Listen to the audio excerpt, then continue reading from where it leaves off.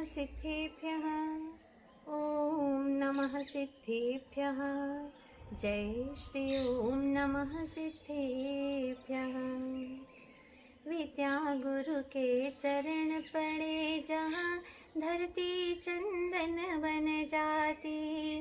प्रजा शांति का अनुभव करती, वैर भावना मिट जाती। अपने इस नश्वर जीवन में शाश्वत सुख रस घोलेंगे। जब तक घट में श्वास रहेगी, गुरुवर की जय बोलेंगे। हम गुरुवर की जय बोलेंगे। आदि तीर्थंकर बड़े बाबा श्री आदिनाथ भगवान की जय। चैतन्य चमत्कारी श्री पार्श्वनाथ भगवान की जय। संत शिरोमणि अध्यात्म योगी आचार्य गुरुदेव श्री विद्यासागर जी महाराज की जय। हारिका रत्न माँ पूर्णमती माता जी की जय। इस चल संसार में अचल स्वरूप को जिन्होंने जान लिया है, इस गतिमान गतिशील संसार में जिन्होंने अगति स्वरूप निज आत्म तत्व को पहचान लिया है, इस अथिर संसार में जो स्थिर स्वरूप को जान चुके हैं, जो जीते हुए दिखते हैं पर वास्तव में उनका जन्म नहीं होता। आज ऐसे ही छोटे बाबा आचार्य गुरुवर श्री विद्यासागर जी महाराज, हम उनका जन्म दिवस मनाने के लिए तत्पर हो रहे हैं, आह्लादित है, पुलकित हैं। पर वास्तव में आज उनके जन्म दिवस या उनकी यह वर्षगांठ नहीं है, जिसको हम कहते हैं कि उन्होंने अपने जीवन के 74 साल पूरे कर दिए हैं। वास्तविकता ये है कि जब हम भगवान की भक्ति करते हैं तो भगवान और गुरु को एक ही स्थान पर ला करके रख देते हैं। जब गुरु को देखते हैं तो भगवान दिखते हैं और भगवान को देखते हैं तो गुरु दिखाई देते हैं। इन परिस्थितियों में जब हम कहते हैं प्रभु आपकी दिव्य ऊर्जा मुझे प्राप्त हो, हम भगवान से उनके वितरागता, उनके आध्यात्मिक, उनके अनंत गुणों की प्राप्ति करने के लिए प्रार्थना करते हैं, तब भगवान साक्षात और सीधा हमारे लिए कुछ भी नहीं देते। कहने में ऐसा आता है कि प्रभु ये वितरागता को, इस ऊर्जा को देने के लिए एक ऐसे व्यक्ति को चुनते हैं जो उनसे भी मिले हो और हमसे भी मिले हो, एक सेतु का काम करे।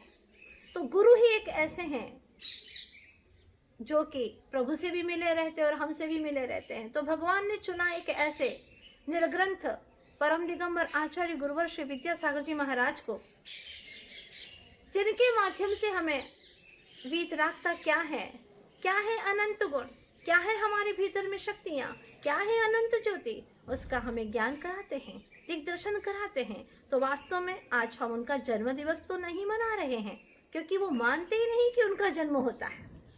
वो मानते ही नहीं है कि वो बड़े होते हैं, वो युवा होते हैं, क्योंकि वो तो कहते हैं नादा जो सो तो सोचे, वह यही जानते हैं, यही पहचानते हैं, आत्मा तो जो है सो है, न जन्मती है न मरती है। तो वास्तव में ऐसे आत्माओं का हम जन्म दिवस कैसे मना सकते हैं जो अपने आप को जन्म रूप स्वीकार ही नहीं करते। कहने को यही कहना होगा कि जो भावी भगवान है उनकी अभिव्यक्ति का यह महोत्सव है, महोत्सव, जिनका जन्म नहीं प्राकट्य होता है और जो स्वयं स्थिर होकर के इस अस्थिर संसार में हमें भी स्थिरता का ज्ञान देते हैं। जिस प्रकार से क्रिकेट के खेल में एक एम्पायर होता है, वो क्या एक ही स्थान पर खड़े रहते, करते कुछ भी नहीं है, लेकिन जो बॉलर होता है उसको दौड़ाते हैं बॉलिंग करने के लिए, और जो फील्डर होता है उसको दौड़ाते हैं गेंद पकड़ने के लिए, और जो बैट्समैन होता है वह दौड़ता है रन करने के लिए। पर एम्पायर तो कुछ भी नहीं करता, वो तो एक स्थान पर खड़ा रहता है। बस उसी प्रकार से हमारे गुरुवर श्री विद्यासागर जी महाराज एक एम्पायर के भांति है। वो खड़े हैं, स्थिर हैं, निज स्वरूप में, निज स्वभाव में, और हम दौड़ रहे हैं, हमें दौड़ा रहे हैं इसलिए कि तुम मोक्ष महल में विश्राम कर सको और बंध से उपरत हो सको। वो देख रहे हैं, साक्षी हैं हमारे जीवन के, इसीलिए कि हम अस्थिर रह कर के भी अपने स्थिर स्वरूप को पहचान सके, जान सके। अस्थिरता मेरा स्वभाव नहीं है, जन्म मेरा स्वभाव नहीं है, मृत्यु मेरा स्वभाव नहीं है, मैं तो शाश्वत हूँ, सदा काल हूँ। इस तत्व की पहचानने के लिए, इस तत्व को जानने के लिए हमें आज आचार्य गुरुवर श्री विद्यासागर जी महाराज जैसे एक ऐसे महान आत्मा, महान आचार्य मिले हैं। कहने को लगता है कि आज के दिन उनका जन्म हुआ था, पर वास्तव में ऐसी आत्माओं का न जन्म होता है न मरण होता है। वे तो अमरता को ही प्राप्त होते हैं सदा, क्योंकि शरद पूनम का जो चंदा है, लोगों का कहना है कि वह अमृत बरसाता है रात को 12 बजे। तो ये भाव आते हैं कि शरद पूनम का चंदा तो वर्ष में एक बार उदित तो होता है और अमृत झराता है, किंतु समता शरद चांदनी के पूर्ण चंद्रमा आप हर पल उदित और मुदित रहते हैं। आप हर पल उदित और मुदित रहते हैं। धवल चांदनी में रखे दूध को पीकर, धवल चांदनी में रखे दूध को पीकर भी अज्ञानी शुभ्र धवल और सुखी नहीं हो पाते, किंतु आप प्रासु गर्भ जल पीकर भी सदा उल्लसित रहते हैं। सच, आप शाश्वत शरद पूनम के चंदा हो, आप शाश्वत शरद पूनम के चंदा हो, श्रीमती के नंदा हो, और भक्तों का मन कहता है कि भाभी जी नंदा हो। हे गुरुवर, आप अपने जीवन में कृतकृत्य के मार्ग की ओर जा रहे हैं। सब कुछ आपके पुण्य वर्गणाओं से होता है, लेकिन आप ये नहीं कहते कि मेरी वजह से हुआ। कर्तृत्व भाव से परे कर्तव्य करते हुए निरंतर जिन शासन की ओर अग्रसर होते हुए आप मोक्ष महल की ओर जा रहे हैं। आप तो एक स्वच्छ दर्पण की भांति हैं गुरुवर, जिसमें हम अपने आत्मा के दागों को छुटा सकते हैं। आप ऐसे पवित्र दर्पण हैं, जो भी आपके पास में आया उसको आपने पावन बना दिया, पामर भी पावन हो गए। जिस प्रकार से पत्थर को शिल्पी मूर्त बना देता है, बांस को बांसुरी बना देता है, तंतु को वस्त्र बना देता है और स्वर्ण को गहना बना देता है, बस उसी प्रकार से हम तो एक पत्थर, बांस, तंतु और स्वर्ण की भांति हैं। जो आपके पास में आता है उसको गढ़ गढ़ करके संस्कारित कर देते हैं। दुनिया में अच्छा कहने वाले तो बहुत लोग हैं, प्रशंसा करने वाले बहुत लोग हैं, बहुत मिलेंगे जो हमारे लिए रुचिकर बातें करेंगे, लेकिन गुरुदेव के लिए हमने देखा है उनकी बात भले ही रुचिकर लगे ना लगे, लेकिन हितकर अवश्य होती है। बहुत बड़ी बात है, क्योंकि हमारे गुरुदेव सिर्फ शब्द की बात नहीं करते हैं, वह ब्रह्म ज्ञानी है। सिर्फ शब्द का ही अर्थ नहीं, अभी तो ब्रह्म का अर्थ भी जानते हैं। वह मन कहता है कि गुरुदेव एक युग पुरुष हैं, एक बुद्ध पुरुष हैं, जिनके भीतर में स्वयं ज्ञान अटखेलियां करता है और उस ज्ञान धारा में डूब करके वो बहुत दूर पहुंच जाते हैं, जहां पर भावी परमात्मा है, उसको देख लेते हैं। तब सच में यह कहने में आता है कि जो कीचड़ में कमल देख ले, जो कचरे में खाद देख ले, जो बीज में वृक्ष देख ले, जो आत्मा में छिपे हुए परमात्मा को देख ले, वही तो सच्चे संत है।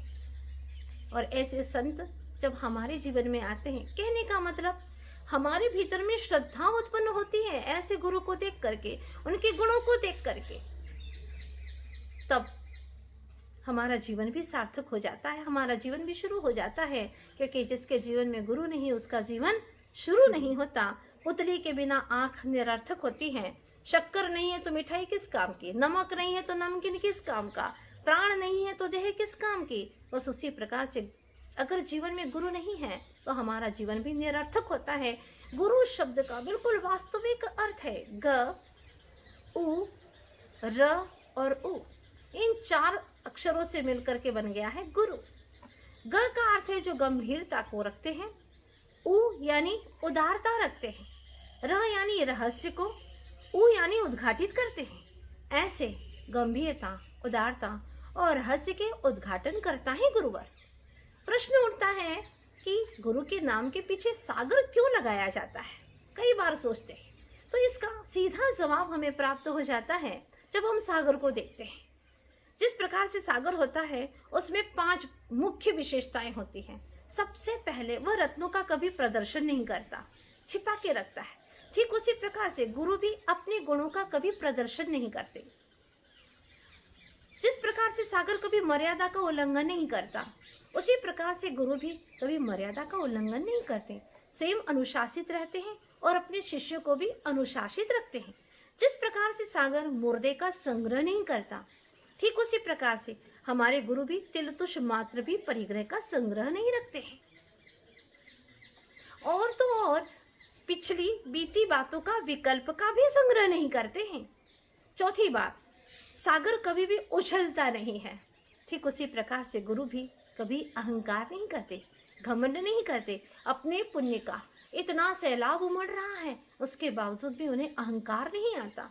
जिस प्रकार से समुद्र अंदर से बहुत गहरा होता है, उसी प्रकार से गुरु भी गुणों की गहराई लिए हुए हैं। समता, सहिष्णुता आदि अनेक अनेक गुणों के धारक हुआ करते हैं। इस प्रकार से अगर संक्षिप्त में देखें तो गु यानी गुणयुक्त और रु यानी रूपातीत, जो अनंत गुणों से युक्त रूपातीत परमात्म तत्व है, उसकी ओर जो अग्रसर हो रहे हैं, ऐसे गुरुवर आचार्य श्री विद्यासागर जी महाराज, उनको बार बार अनंतों बार प्रणाम करने का मन करता है। क्यों? क्योंकि हर दिशाएं दिनकर को जन्म नहीं देती, हर दिशाएं दिनकर को जन्म नहीं देती। हर रात पूनम के चांद को जन्म नहीं देती, हर रात पूनम के चांद को जन्म नहीं देती। होती हैं माताएं हजारों इस जगत में, पर हर माता विद्यासागर जैसे संत को जन्म नहीं देती, हर माता विद्यासागर जैसे संत को जन्म नहीं देती। आचार्य गुरुवर श्री विद्यासागर जी महाराज वास्तव में इस धरती की बहुत बड़ी धरोहर है, जो जैन क्या जन जन के लिए हितकारी सोचते हैं, सारे विश्व के बारे में सोचते हैं, सबका कल्याण हो, सबका उद्धार हो। इस तरह से हमेशा वह अपना विचार कभी निश्चय में तो कभी व्यवहार में इस तरह से जीते हुए अपना और सारे विश्व का कल्याण कर रहे हैं। जिस प्रकार से हमने कई बार देखा है कि विद्युत मंडल वाले जब बहुत तेजी से आंधी तूफान आता है तो वह लाइन बंद कर देते हैं। ठीक उसी प्रकार से आचार्य भगवान गुरुवर श्री विद्यासागर जी महाराज भी जब देखते हैं कि कर्मों की तीव्रता है, आंधी तूफान है, तो अपनी उपयोग की लाइन को बंद करके गुप्ती में समाहित हो जाते हैं। तो कभी कभी निश्चय में नहीं रह पाते हैं, करुणा और दया की भावना उछल करके आती है, तो व्यवहार का आश्रय लेते हैं। जैसे बिजली चली जाती है तो उस वक्त आप लोग इन्वर्टर और जनरेटर चालू कर देते हैं।